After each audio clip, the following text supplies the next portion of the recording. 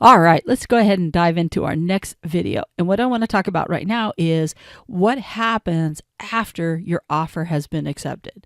So first off, Yahoo, your offer was accepted. This is an exciting time. You're on cloud nine, and at the same time, panic starts to hit you going, oh my gosh, what comes next? Because that is a huge thing. A lot of people get hung up in their head going, oh my God, I got all these things I got to do. Am I going to do it all right? I got to coordinate this. I got to do this. First off, take a deep breath. Your agent is going to help you through all of this. But let's go ahead and give you the highlights of what you can expect over the next few weeks. The first thing is I need to tell you, it's going to feel like a roller coaster. There's going to be some times that are really, you're on a high, and then there's other times that are going to feel low. There's going to be times when you're excited. There's going to be times when you're frustrated. You just have to prepare yourself. The good thing is everybody gets on, everybody gets off. It's going to be okay. And while some parts are going to feel better than others, there's going to be like some hurry up. There's going to be some waiting. There's going to be all kinds of stuff. So just know that it will feel like a roller coaster ride over the next 30 to 40 days, depending upon what time frame is set for your particular offer. Now, the first thing that's going to happen is your agent is going to send your contract over to the lender, because the lender now needs to officially start the loan. You were pre-approved for the loan, but there's a whole bunch of other stuff that has to happen. And depending upon how far your lender got with you, they might need more paperwork from you. There's a whole list of disclosures and other stuff they're going to meet with you and sit down usually within the first 3 days with you to fill out the official application and all the different stuff. So on one hand, you're going to have, like I said, I'd say the first week is a lot of stuff coming at you. So one of them is going to be the lender, because they need to officially start that loan. The next thing that's going to happen is you're going to start jumping into your inspection period. In most cases, you have a 10-day inspection period. For most people, what's going to happen is you're going to hire a home inspector with the help of you can do it on your own, but most people use their real estate agent because they work with home inspectors all the time. In some cases, they've built great relationships with some people, and I would try to use whoever they've got if they've got somebody that they trust, because they've watched that person with multiple folks within their past clients, and so they know they're going to get you somebody who's really good. But you have the right to definitely hire anybody you want, and some folks do take that. The main thing to know is that the home inspector is going to check everything from the driveway to the roof. They're basically going to look at every aspect of that home.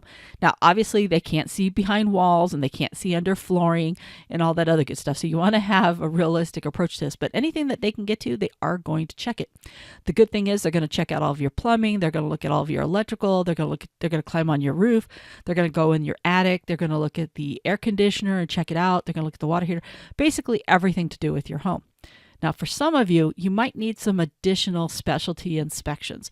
So, for example, let's say there is an issue with an air conditioner and you need to get more information before you make a decision, in which case you might hire an AC specialist to come in and take a look. Or you might have, let's say the roof is really bad and it's more than just a few broken tiles. You might want to have a roofer come in and take a look. So sometimes people will do that. In Maricopa, our homes are a little bit newer, so we don't have this as much as if you were buying in the valley with some of these homes built in the 50s or the 70s, but it does occasionally happen depending upon how well someone's taking care of the home.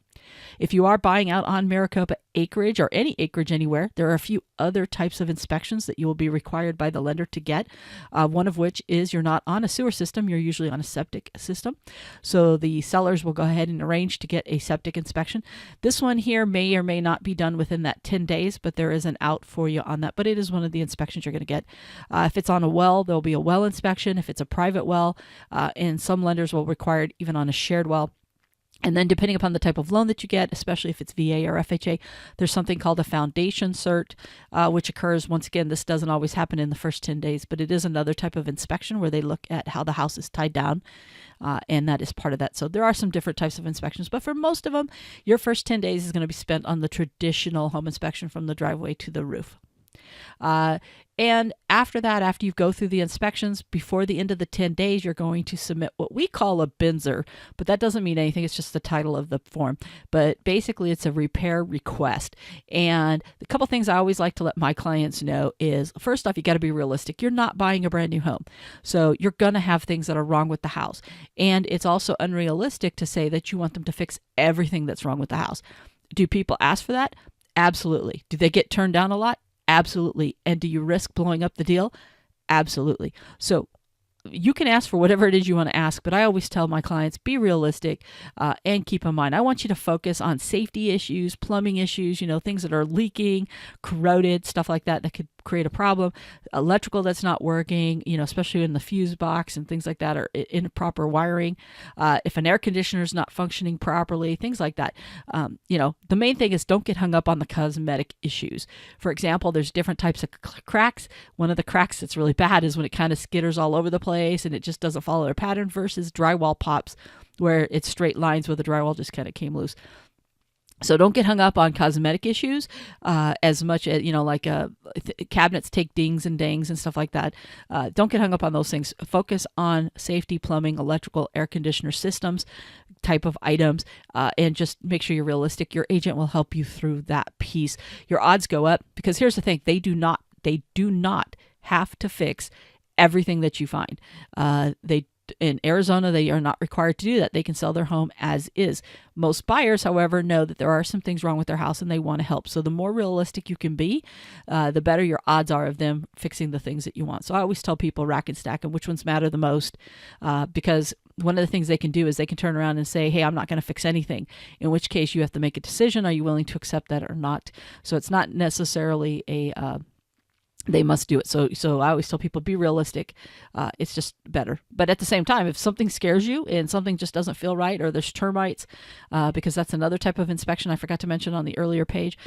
If you get termites and there's termites in the house, you're going to request for them to do a termite treatment at the same time. So I forgot that one, but termites also on the previous page. All right, next up is after you've been through the inspections, you've asked for stuff, they've agreed to it. Your next step is you're going to go to the appraisal, and this is an independent look at what you're paying for the house versus the actual value based off of the other houses in the neighborhood that are similar. So what they're going to do is they're going to go out and they're going to compare this home versus the other homes, usually within a 1 mile and sold in the last 90 days or so. And the reason they do this is for the loan, because the lender wants to make sure that if for some reason you default on the loan, they can turn around and sell the house and get their money back out of it. So there will be an appraisal. The only time that there's not an appraisal is if somebody's paying by cash. So you can count on an appraisal. They do run about $500. The lender will collect that from you. And I mentioned that earlier when we were talking about some of the money that you need to have out. So sometimes the lenders can work with you on different ways that you pay for it, so you need to get with your lender to find out. But for the most part, you will be getting this, and you will find out what the value is.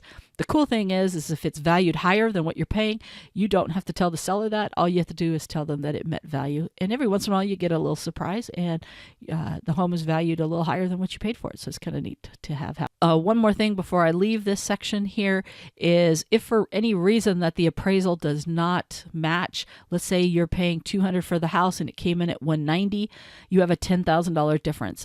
There's three things that can happen. One is the seller could just automatically agree to only sell it for the $190. That does happen. However, you need to prepare yourself that may not happen, in which case that $10,000 difference can be renegotiated and you guys meet in the middle, meet somewhere in between. If you ask for concessions, they can say, hey, I'll drop it $5,000, but you're not getting the $5,000 in concessions. So there's some negotiating that could happen. Or as a buyer, the seller could dig their feet in and say, you've got to come up with the other $10,000 because you said you wanted to purchase this house, which obviously is a scary thing. So in which case you guys would just agree to part ways if you could not do that. But so the seller could eat it, the buyer could eat it, or you guys can negotiate. We always try to go for the negotiating and find a way to make this thing work. So that is a possibility. It doesn't happen all the time, but it is something that hopefully your agent gave you a heads up about, that it is a possibility. So if the house you're purchasing is in that category, they should let you know that. All right, next up, guess is where that roller coaster comes in. Now you sit and wait. All of that all that happened in the first 15 days, but yet you have a 30-day escrow. So what's going to happen is for the next week and a half, it's going to be pretty boring. The only thing that's going to happen is your agent might give you a heads up here and there, something comes up, but for the most part, everyone's going to be a little quiet. The lender's going to be doing their thing. They're going to be working your paperwork. They're going to be going to the underwriters. Typically what you hear from during this time frame is the lender if they need other documentation, if they need gift funds, if they need to get a hold of the IRS for anything, whatever the case may be. But do plan on having a week 7 to 10 days that you're going to be sitting around and waiting. But guess what? After that, it all goes back to hurry, hurry, hurry. Because what happens is your loan is approved. It goes to final underwriting, who usually what's going to happen is they'll have some conditions that you have to fill. They'll need a piece of paper. They'll need something, an inspection that didn't get done. So you'll get through all of that. But once it's all done, you're going to get your loan approved. And once your loan is approved, we can now move into the final stage, which is closing and wrapping this puppy up. What's going to happen is at the same time as the repairs are being completed, typically the repairs that you guys agreed to have to be done about 3 days prior to closing, and you will do a final walkthrough, usually a day to 3 days before closing, to make sure and verify that those repairs got done. Some people get on them right away. Some people wait to the last minute, but in those last final days, the repairs are being completed while your loan is being wrapped up. The title company, which is the neutral third party that was on your contract, hopefully they've reached out to you at some point, and they take the buyer side and the seller side, and because they're neutral, they don't pick sides. They pull all of the paperwork together, and they are the middle person, and they're the middle person that's going to do the signing for the buyer and the seller. They're going to work with your lender. They're going to start basically pulling everything together, and what will happen is they will dive in and do the history of the house and give you what's called clear title, or so clear ownership, basically so that way nobody has a claim on your property. They basically make it so that way nobody can come in and say, nope, this is my house. So they do what's called a clean title. But they also are going to get your final loan docs, because once they get everything's been approved and your stuff goes into what's called loan docs, they will get those loan docs, and they will reach out to you to arrange for you to come in and to actually sign the paperwork. So that way we can start wrapping everything up. Once again, you're going to go in, they're going to sign the documents for the paperwork. Now, here's what happens is the seller's going to be signing at the same time, maybe a few days earlier. You're going to sign all of your loan docs. Then what happens is the title company collects all of that. You'll sign at the loan company. Sometimes they can do a notary if you're not in the area, but you're going to sign all the paperwork, and they're going to turn around and send it back to the lender. The lender is going to go ahead and review everything, make sure everything is there. So this way they can fund your loan, because they will not send the money over to the title company until they have your signed loan docs back.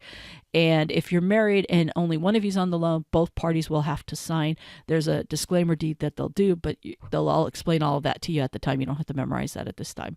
But it's pretty common for one person to qualify for the loan because maybe one spouse has bad credit, the other one has decent credit or job history or whatever the case may be. So the title company will work with you on all of that stuff, and the agent can definitely help you understand if there's any confusion there. Well, guess what? After you sign, they've recorded, and they've got all the funds. They've got your funds. They've got your lender's funds. They've got everything they need. What they do is they record with the county.